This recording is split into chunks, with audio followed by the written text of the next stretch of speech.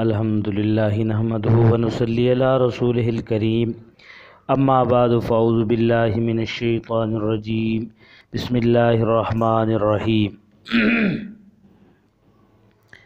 آج کل کے بچے کیا کہتے ہیں، اماں تمہیں نہیں معلوم یہ موبائل کتنا قیمتی ہے؟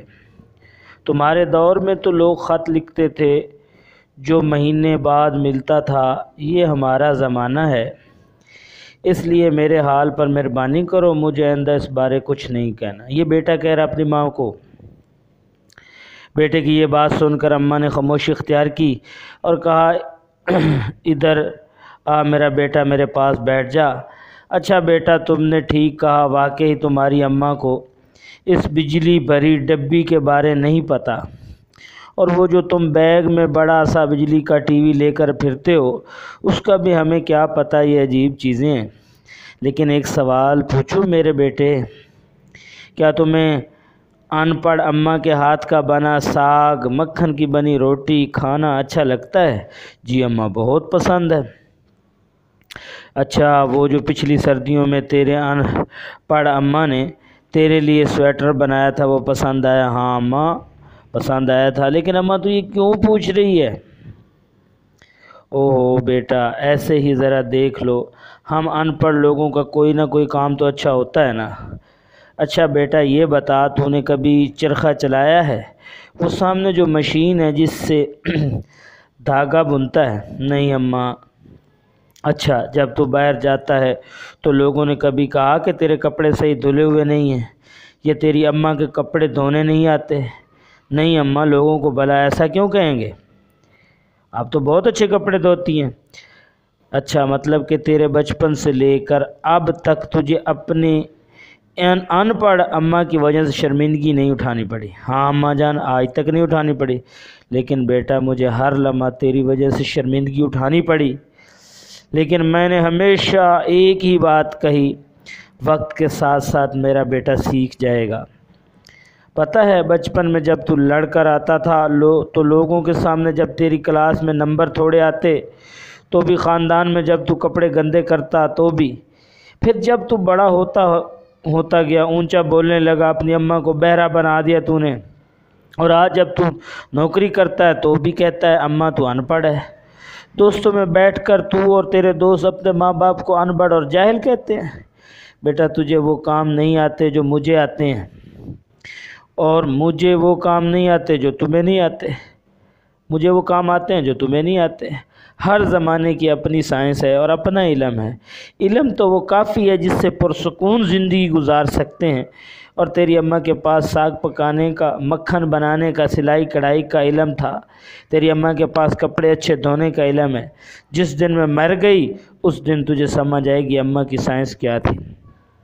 لیکن بیٹا علی، اگر کوئی علم تمہیں دوسروں کو جاہل کہنے اور سمجھنے پر مجبور کرتا ہے، کوئی علم تمہیں دوسروں کو حقیر سمجھاتا ہے، تو وہ علم نوری نہیں، ابلیسی ہے۔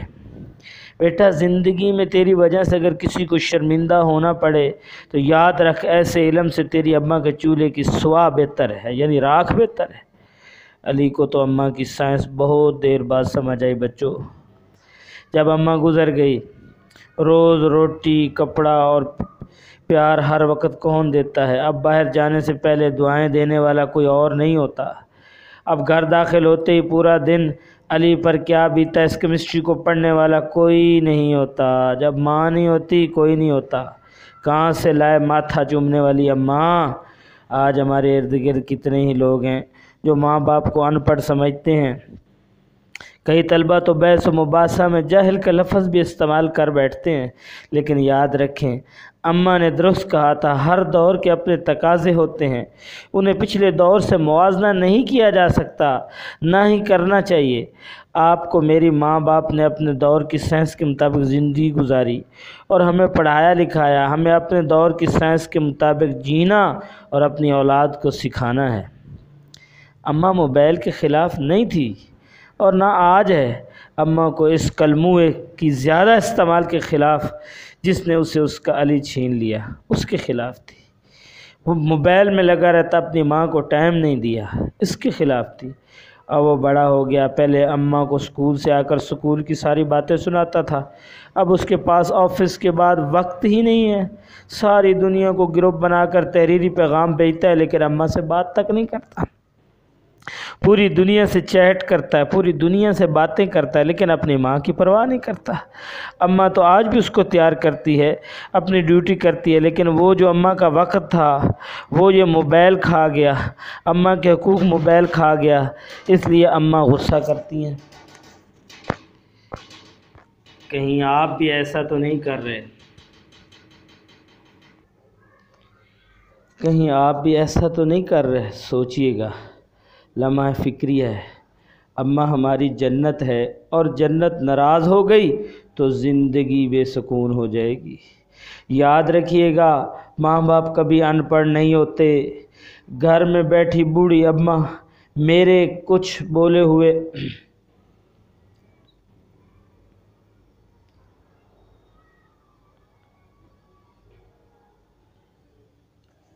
میرے دل پڑھ لیتی ہے۔ گھر میں بیٹھی بوڑھی اماں میرے کچھ بولے بنا میرا دل پڑھ لیتی ہے۔ اپنی ماں باپ کو وقت دیجیے، ورنہ آپ کی اولاد کے دور میں تو ٹیکنالوجی اس سے بھی فاسٹ ہوگی، پھر آج کی طرح بیٹھ کر سوچئے گا، تمہاری لکھی کہانی تم پر نہ دہرائی جائے گی۔ شکوہ نہ کرنا، کاش کہ یہ بات تیرے دل میں اتر جائے۔ خواہش صرف اتنی سی ہے، کچھ الفاظ اس طرح کے بیان کروں کہ تمہارے دل میں اتر جائیں اور تم سوچ سمجھ کر اپنی زندگی کو گزارو۔ جاتے جاتے چینل کو سبسکرائب کیجیے گا۔ اللہ حافظ۔